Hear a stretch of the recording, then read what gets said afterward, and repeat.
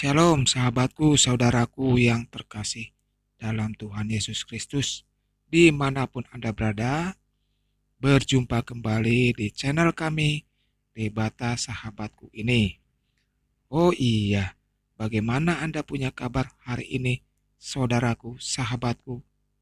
Pastinya selalu ada sukacita. Amin. Di kesempatan yang berbahagia ini, kami bersyukur bisa hadir kembali melalui konten video yang kami buat, tentunya yang berhubungan dengan kekristenan maupun dengan Alkitab. Nah, di tema video kami kali ini yaitu perang rohani menurut kekristenan. Kenapa saya buat video ini? Saya itu pernah, saudaraku, berbincang-bincang dengan teman saya yang beragama lain. Dia itu bertanya kepada saya, boleh tidak orang Kristen itu berperang? Saya balik bertanya kepada teman saya itu, perang apa dulu bro? Dia jawab, perang jasmani.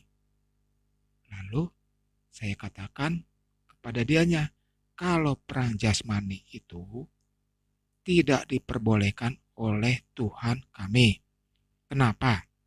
Karena di perang jasmani itu perang manusia melawan manusia, di mana manusia itu diajarkan untuk saling membunuh guna memperoleh kekuasaan dari hasil perang tersebut. Dan itu pun terjadi karena adanya kehendak bebas manusia duniawi yang telah dipengaruhi oleh roh-roh jahat yang ada pada diri mereka.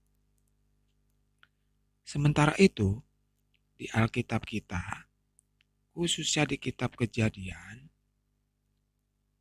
pasal 1 ayat 26, kita itu diciptakan oleh Allah untuk berkuasa atas alam semesta. Berkuasa untuk alam semesta, bukan berkuasa atas manusia. Dan di kitab Keluaran 20 ayat 13 tertulis jangan membunuh. Ayat itu termasuk dalam 10 perintah Tuhan. Paham ya saudaraku? Kalau perang jasmani itu tidak diperbolehkan di dalam kekristenan. Tapi kok di dalam kenyataannya banyak juga orang Kristen yang berperang.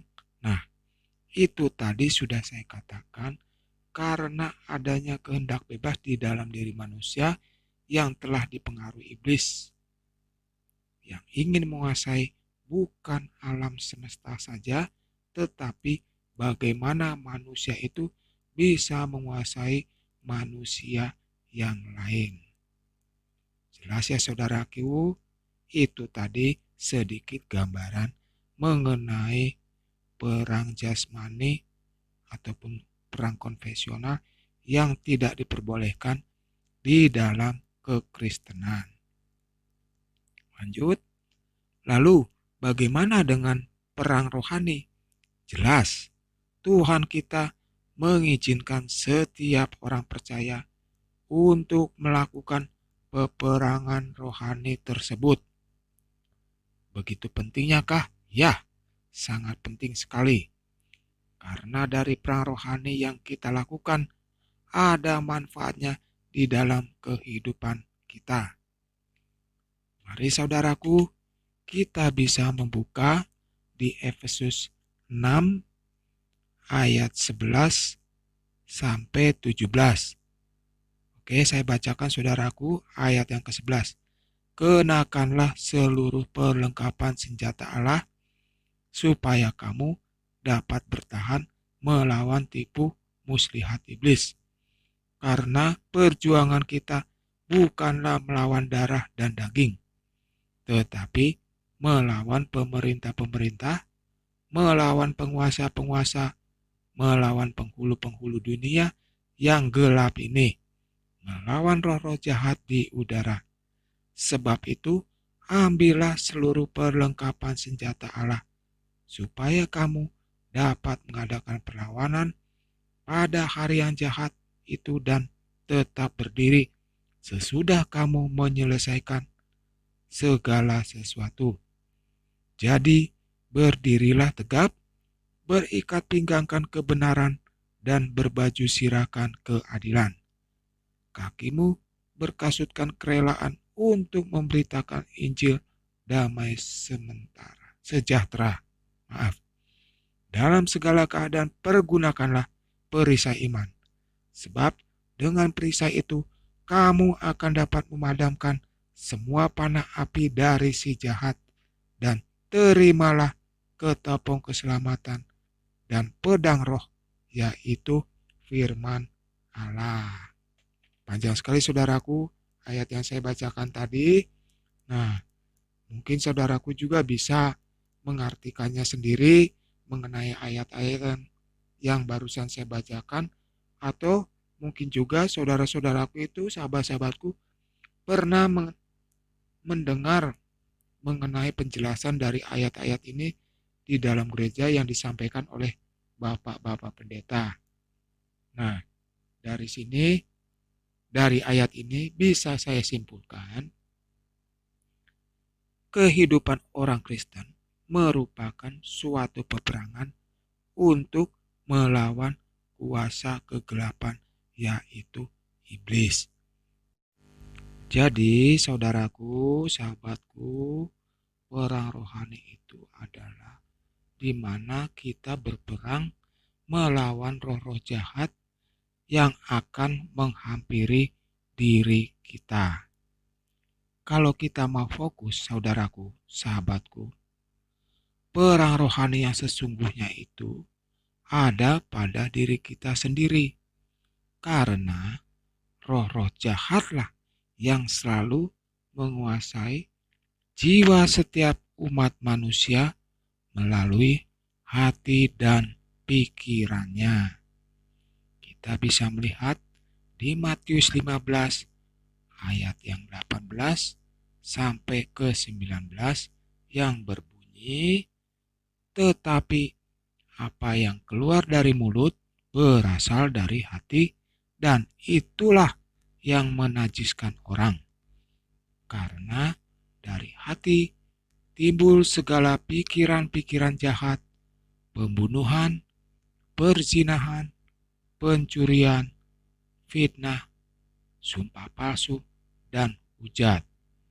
Dari hati dan pikiran yang jahat menghasilkan suatu tindakan atau perbuatan-perbuatan jahat manusia yang dapat merugikan orang lain dan bertentangan sekali dengan kehendak Tuhan. Paham saudaraku, sahabatku? Mari kita lanjutkan. Begitu kuatkah pengaruh roh-roh jahat atau roh-roh kegelapan dalam merasuki umat manusia? Ya, sangat kuat sekali. Mari kita lihat di 2 Petrus 5 ayat yang ke-8. Sadarlah dan berjaga-jagalah, lawanmu si iblis berjalan keliling sama seperti singa yang mengaum-aum dan mencari orang yang dapat ditelannya. Dari ayat ini bisa saya artikan, iblis dan pengikut-pengikutnya terus-menerus mencari dan menyesatkan umat manusia agar manusia selalu melakukan dosa, serta menjauhkan dirinya dari Tuhan. Dengan kata lain, iblis itu senang, saudaraku, bila kita tunduk di bawah penguasaannya, yang pada akhirnya membawa manusia menuju kebinasaan. Dan perlu kita ketahui juga, saudaraku, sahabatku, Alkitab pun sudah menuliskan iblis adalah bapa dari segala dusta.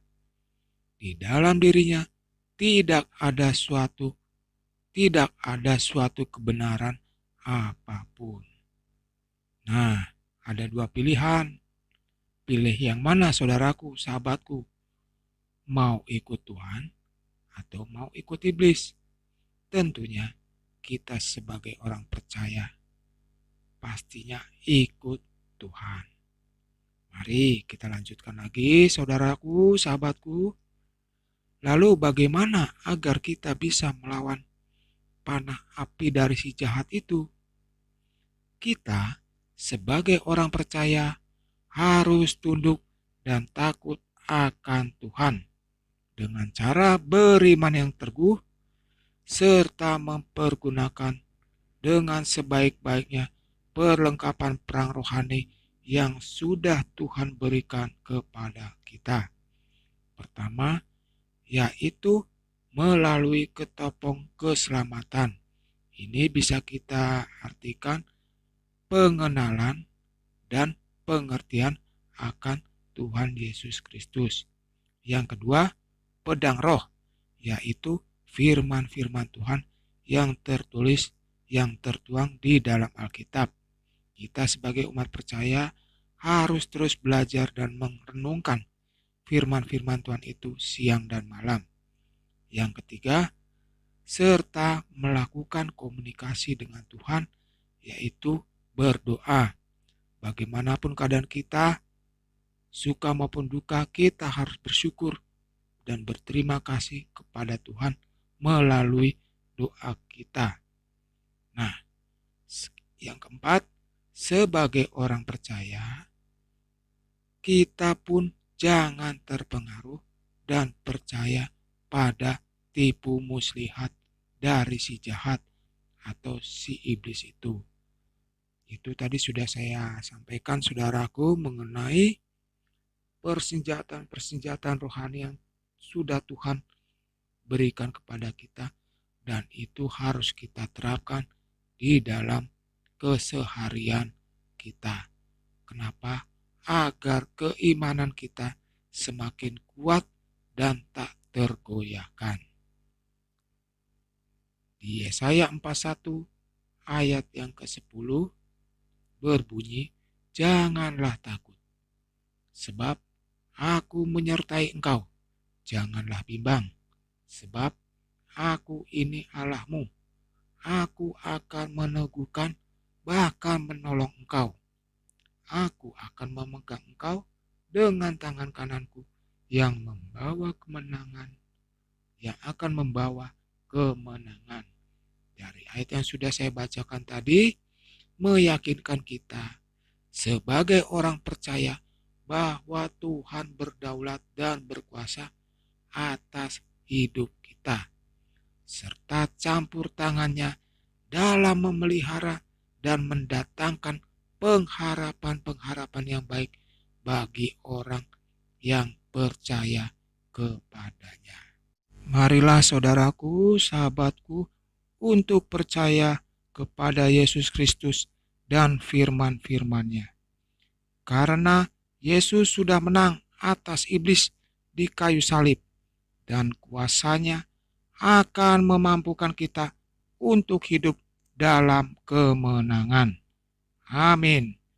Itulah tadi video yang sudah saya sampaikan, saudaraku, sahabatku, mengenai peperangan rohani di dalam kekristenan.